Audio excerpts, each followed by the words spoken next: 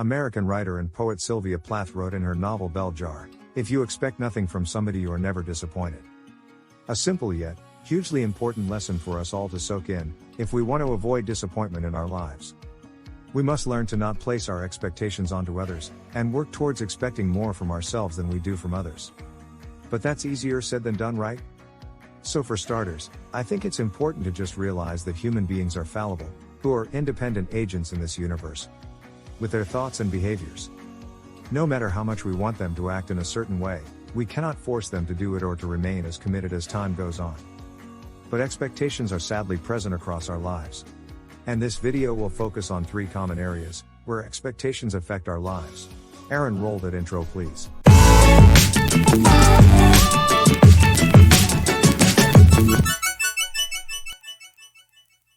Okay, so the first one is expectations growing up.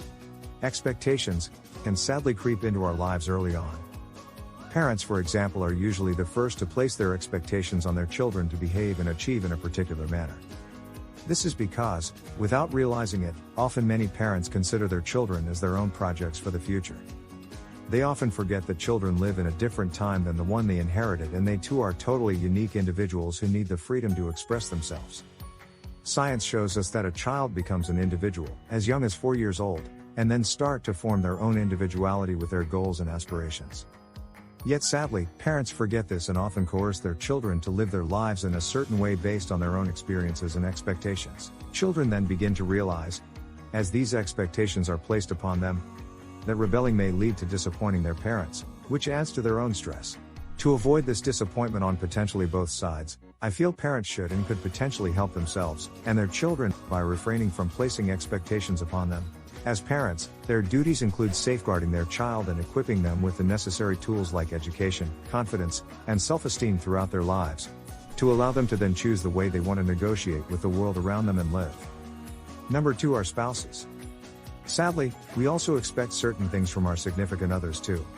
Now, most of these are understandable, like loyalty, love, and affection, which are generally considered prerequisites to allow a healthy relationship to thrive. However, many couples still tend to find themselves disappointed when they expect their significant other to be responsible for their happiness. This is the bane of many relationships, where individuals for various reasons expect their spouses to make them not only happy, but also act in a certain way which they approve of. Sadly, this kind of behavior and expectation of being responsible for one's happiness can make the relationship toxic and hinders its growth. And finally, number 3, others in our lives. Sadly, this also doesn't stop at just our nearest and dearest. For others in our life, if we are used to having unnecessary expectations, we can find ourselves hindering our own personal growth and achievement.